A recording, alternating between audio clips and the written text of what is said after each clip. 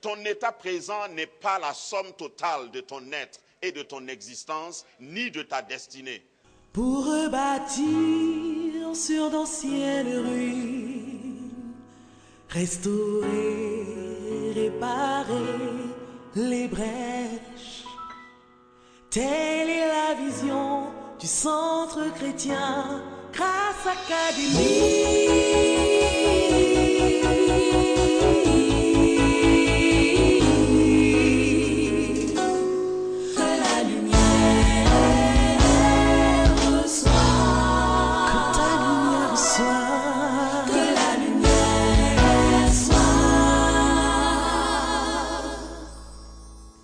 Académie.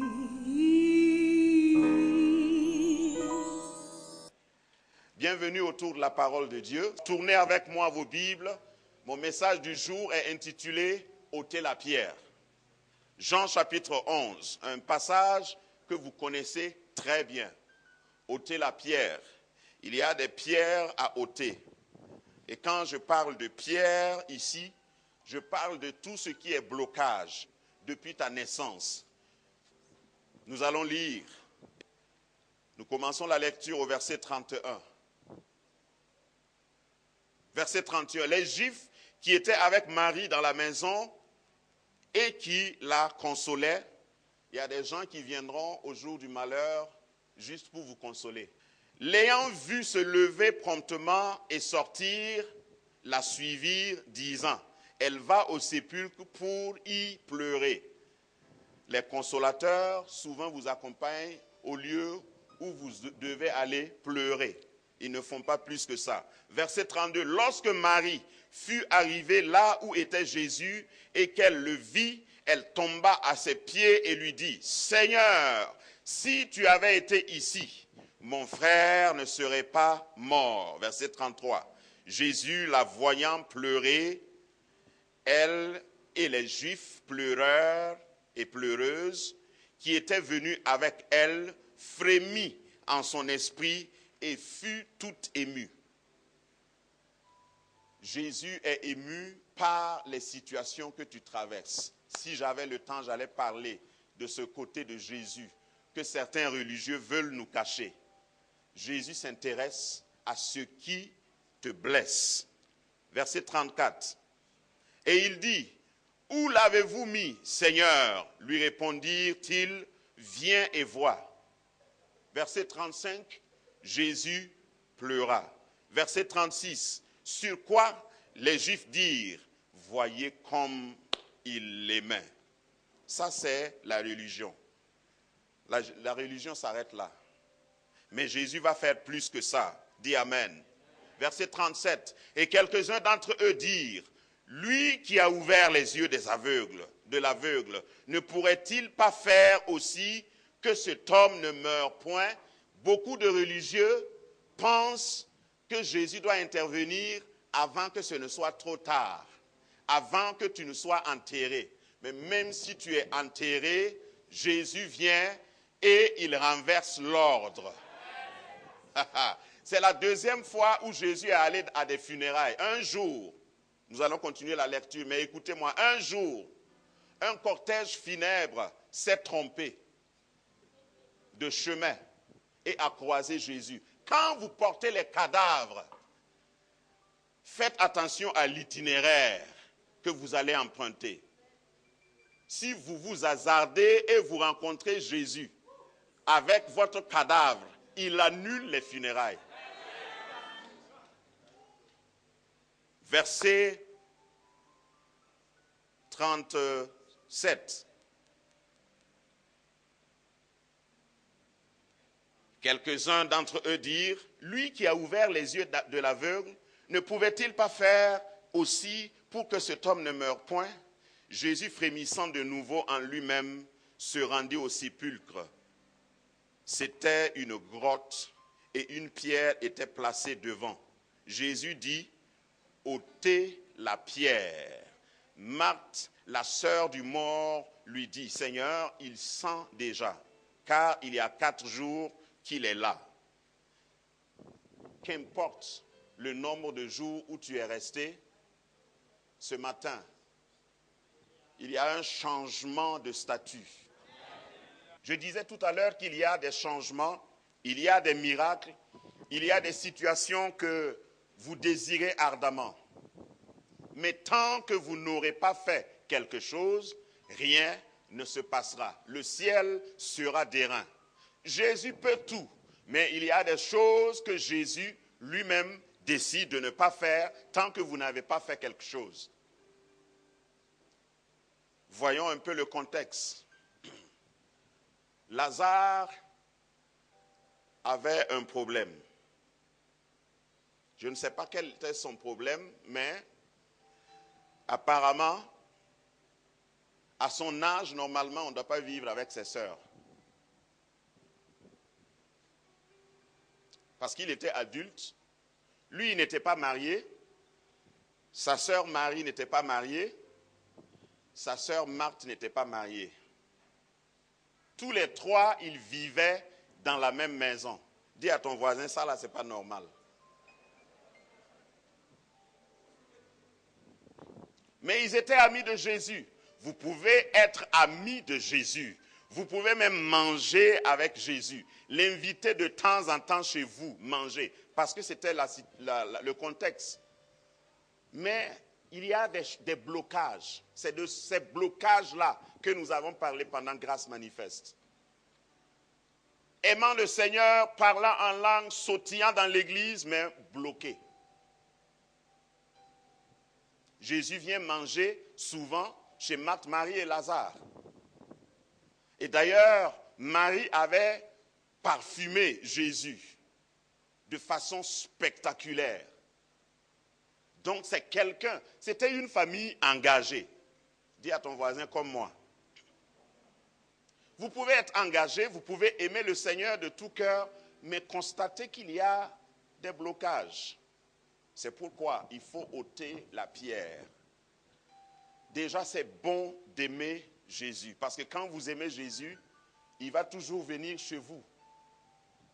Oh, et je plains tous ceux qui m'écoutent et qui ne connaissent pas Jésus. Je plains tous ceux qui ne peuvent pas l'invoquer. Je plains tous ceux qui n'ont pas donné leur adresse à Jésus. Parce que si vous ne permettez pas à Jésus de vous visiter, il ne vous visitera pas. Donc c'est important déjà de connaître Jésus, d'avoir une certaine relation avec Jésus, parce que Jésus n'allait pas chez tout le monde. L'Évangile m'enseigne que Jésus visite ceux qui le reçoivent et qui l'invitent. Un jour, Pierre, un de ses disciples, avait hébergé sa belle-mère. J'ouvre la parenthèse pour donner une réplique à tous ceux qui pensent que quand les disciples de Jésus ont commencé à le suivre, ils ont vendu toute leur maison. Il y a un certain évangile qui dit, quand vous voulez servir le Seigneur, ils ont trop compris. Il faut tout vendre, marcher à pied, abandonner tout. Où était la belle-mère de Pierre? Chez Pierre, en location. Donc Pierre a gardé sa maison. Dis à ton voisin, garde ta maison. Si tu n'en as pas, achète. Et que le Seigneur pourvoie pour cela. Donc il est sensible. Je vous parle du Jésus qui s'intéresse à notre bien-être social. Ça, c'est l'évangile complet. Vous ne pouvez pas héberger votre belle-mère si vous êtes dans entrée-couchée. Vous ne pouvez pas héberger votre belle-mère si vous n'avez pas de maison. Je ferme la parenthèse. Donc Pierre avait l'habitude aussi de recevoir Jésus. Et quand sa belle-mère était malade, qu'est-ce qui s'est passé? Jésus est allé et a guéri la belle-mère de Pierre. Jésus a visité plusieurs maisons. Si vous invitez Jésus, c'est déjà bon. C'est déjà un signe de prise de conscience. Mais quand vous invitez Jésus, il y a des choses qu'il va vous demander de faire. Avant de faire. Dis à ton voisin, si Jésus veut faire, il te demande d'abord de faire. Nous remarquons que Jésus a laissé les choses pourrir. comme on dit. Il a laissé le temps passer. Quand je préparais ce message, le Saint-Esprit m'a dit, lorsque nous avons lu le verset le plus court de la Bible, Jean 11, 35, Jésus pleura. Je me suis arrêté et puis j'ai dit, parce que depuis l'école de dimanche, on m'a dit, ça c'est le verset le plus court de la Bible. 2 mots, Jésus pleura. Pourquoi il a pleuré? Au fait, Jésus ne pleurait pas parce que Lazare est mort. Ça, c'est l'interprétation des religieux. Parce que le verset suivant dit, les Juifs ont vu cela et ils ont dit, oh, Marie, Joseph, Jésus. Voyez comment il l'aimait. Non, Jésus pleurait simplement pour l'aveuglement de son entourage. Comment il n'avait pas foi. Ils tiraient tous à côté, y compris Marthe et Marie. Parce que la prière de Marthe et de Marie, toutes les deux ont dit, oh, si tu avais été ici. La prière de beaucoup de personnes, de beaucoup de chrétiens, c'est comme ça. Seigneur, si tu avais été ici. En tout cas, je suis dans cette situation. Et puis, quand c'est comme ça, il cherche des versets pour se consoler, pour se dédouaner. Seigneur, ta parole nous dit de nous consoler dans l'affliction avec l'espérance de la gloire. Un jour, nous allons te voir face à face. Un jour, tu vas essuyer toute larme de nos yeux. Un jour, quand nous serons avec toi au ciel, il n'y aura plus ni faim, ni deuil, ni pauvreté. Mais moi, je m'intéresse et j'adore un Seigneur qui s'intéresse à moi ici-bas. Je ne suis pas Jésus simplement pour l'au-delà. Oui, je le suis pour l'au-delà, mais je le suis aussi parce que c'est ici qu'il est ressuscité des morts. C'est sur la terre qu'il est sorti du tombeau. Sur cette terre, tout ce qui consiste ou tout ce qui a trait à la vie, sa divine puissance. 1 Jean 3, 2. Il nous a donné tout ce qui consiste, tout ce qui constitue, tout ce qui contribue à la vie ici-bas. Donc Jésus a pleuré parce que les gens ne le comprenaient pas. Les gens étaient des religieux autour de lui. Et voilà l'instruction et c'est le clou de mon message. Lorsque tout cela s'est passé et les gens viendront toujours vers vous, même les pasteurs viendront vers vous et vont mal interpréter votre situation. Parce que chaque fois que Jésus laisse les choses pourrir, c'est parce qu'il veut faire éclater sa gloire. C'est à cause de cela qu'il a pleuré. Les gens ne savaient pas que Jésus a attendu que Lazare meure pour qu'il manifeste sa gloire. Dis à ton voisin, merci à Lazare. Parce que si Lazare n'était pas mort et resté 4 jours dans le tombeau, aujourd'hui nous n'allions pas avoir cette histoire. 4 jours dans le tombeau, c'est quand même trop. Mais parce que Jésus voulait éclater sa gloire, il a laissé les choses. Et même quand il est venu, les gens ne croyaient pas. Est-ce que Marie manquait de foi? Marie croyait. Est-ce que Marthe manquait de foi? Elle croyait aussi. Elle connaissait la puissance de Jésus. C'est pourquoi toutes les deux ont dit, si tu avais été ici, mon frère ne serait pas mort. Lazare représentait pour Marie et Marthe une sécurité sociale. 2 sœurs qui ne sont pas mariées, qui vivent ensemble, ont besoin de leur frère. Dites Amen. Tu as besoin de quelqu'un dans ta vie. Tu as besoin de quelqu'un pour te soutenir. Tu as besoin de quelqu'un que tu vas consulter.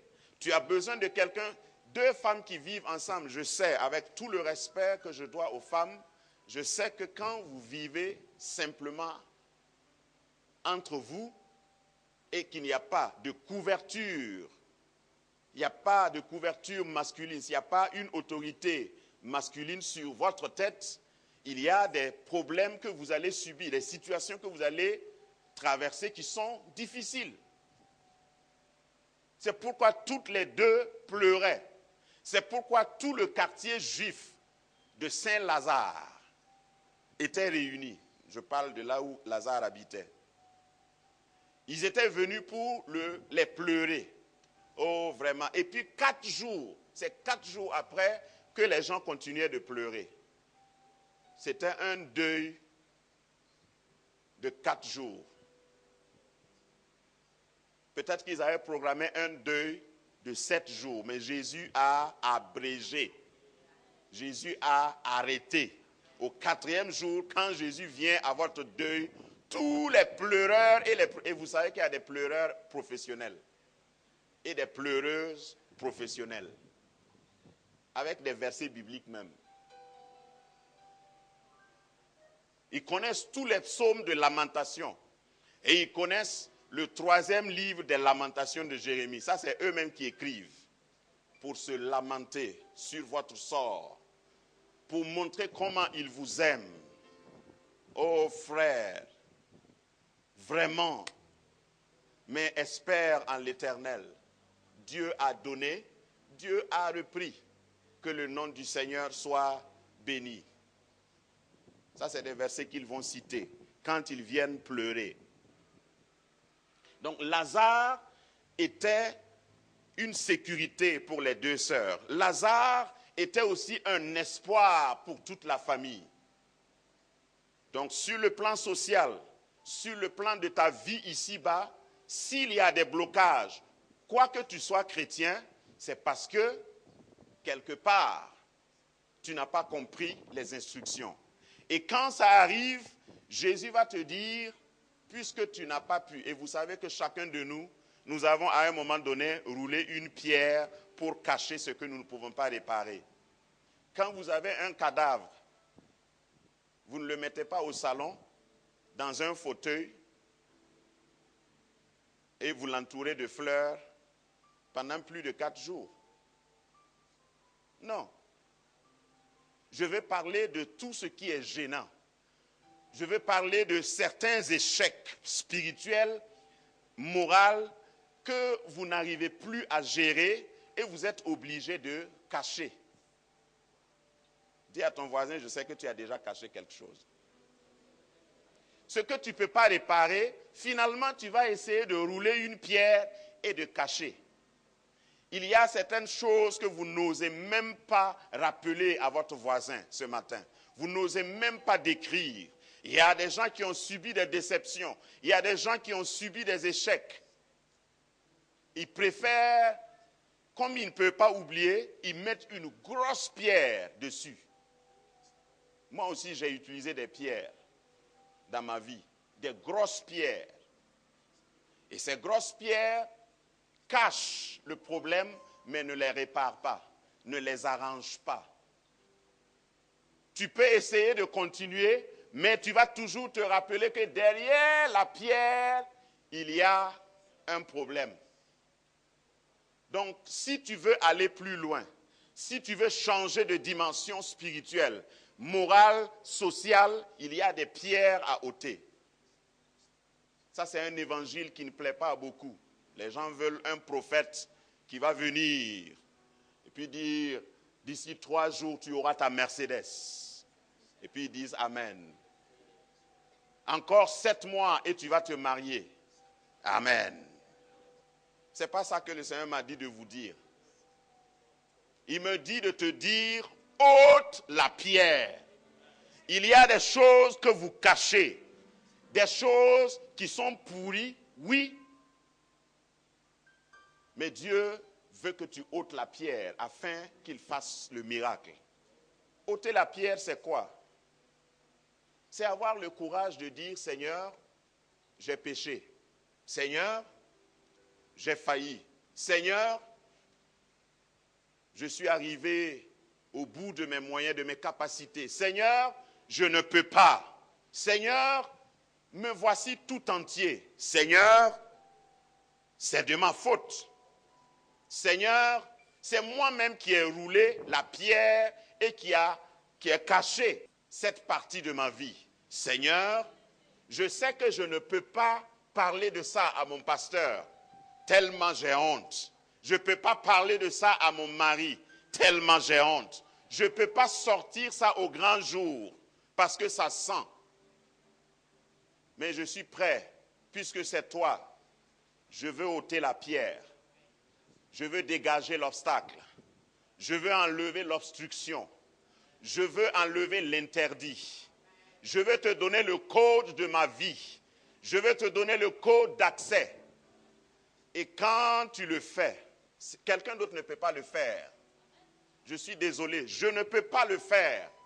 Même si vous m'appelez votre pasteur. Dis à ton voisin, ça c'est personnel. À ce niveau, tous les accompagnateurs, tous les pleureurs, tous les pleureuses ne peuvent rien. Il faut d'abord montrer là où tu l'as caché. Et remarquez que Jésus accepte d'aller jusque là où tu l'as caché. Jésus s'intéresse à ton passé. Jésus s'intéresse à tes échecs. Jésus veut localiser là où est le problème, puisque toi-même tu sais. Malheureusement, dans l'église, encore une fois, il y a des gens, malgré les messages, malgré les prédications, malgré même certaines révélations, ils vont toujours se fermer. Seigneur, tu connais tout. Est-ce que Jésus ne savait pas où était Lazare? S'il peut parler pour que le mort sorte, il ne pouvait pas parler pour que la pierre roule d'elle-même? Mais je peux imaginer Jésus, peut-être les bras croisés. Il ne s'adresse pas d'abord au tombeau ni à la pierre.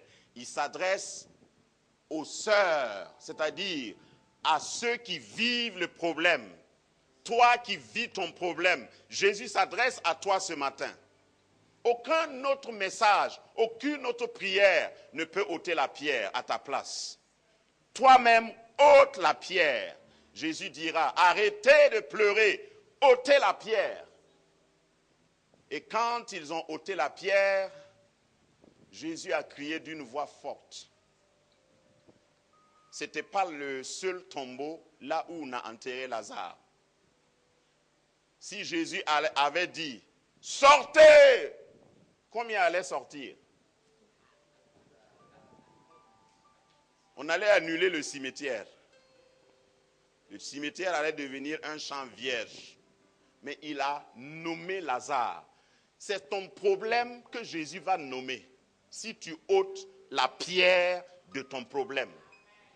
Les autres n'ont pas ôté leur pierre, donc leurs cadavres sont restés dans les tombeaux. Si tu veux que ton cadavre sorte, peu importe combien de jours il a fait, peu importe la condition dans laquelle il se trouve, si tu ôtes la pierre, Jésus va parler. Lazare est mort comme cet aveugle de Jean 9. Ils n'ont rien compris. Les Juifs, les parents même de cet aveugle, parce qu'ils sont venus demander à Jésus, les religieux, est-ce que c'est lui ou bien ses parents qui ont péché? Jésus dit, non, c'est pour que la gloire de Dieu se manifeste. Et quand il a crié, Lazare! En ce moment, les gens se regardaient. Non, vraiment, c'est Jésus-là. Il dit, sors! Lazare est sorti. Les mains et les pieds joints.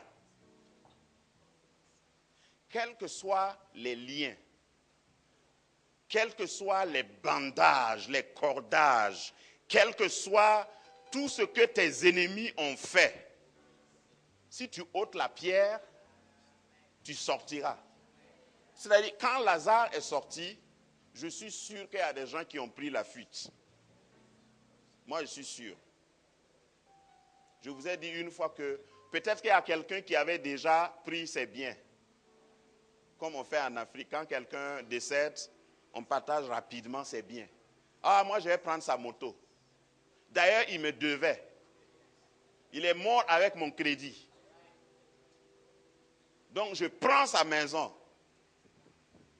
Ces personnes-là, quand ils ont vu Lazare sortir, ils ont dit, ça ne se fera pas devant moi. Ils ont pris la fuite. Tes ennemis qui t'avaient calculé, qui t'avaient déjà consommé, vont prendre la fuite avant même qu'on te délivre. Parce que Dieu ne délivre pas à moitié. Quand il va te délivrer, quand tu vas sortir de la tombe, et je crois qu'il est sorti en sautant, puisque ses pieds et ses mains sont liés. Mais tu peux bondir. Et après, Jésus va instruire les mêmes qui ont enlevé la pierre, déliez-le et laissez-le aller. J'annonce que tu vas fêter ta victoire bientôt. Tu vas célébrer ta sortie bientôt. Elles ont invité certainement Jésus. Et comme d'habitude, Marthe a préparé. Et ils ont invité certains pleureurs et pleureuses qui se sont convertis ou qui se sont repentis. Et c'est ce qui va t'arriver. Ceux qui s'étaient moqués de toi, ceux qui avaient versé des larmes de crocodile, quand ton miracle va se manifester, tu vas les convier à la même table. Venez manger, je n'ai pas de rancœur. C'est vrai?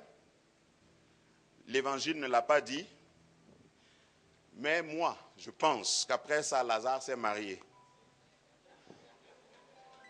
Ça, c'est le bonus. 100% utilisable sur tous les réseaux. Et je pense aussi que Marthe et Marie se sont mariés.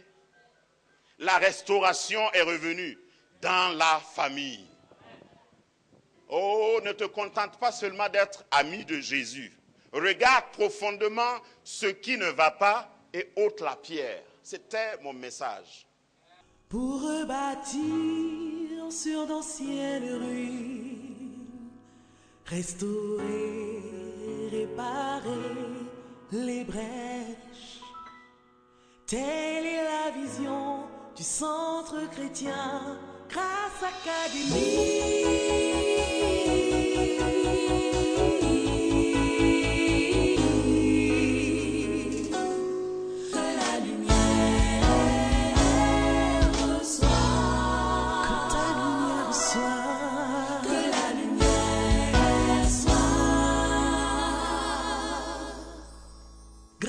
Académie.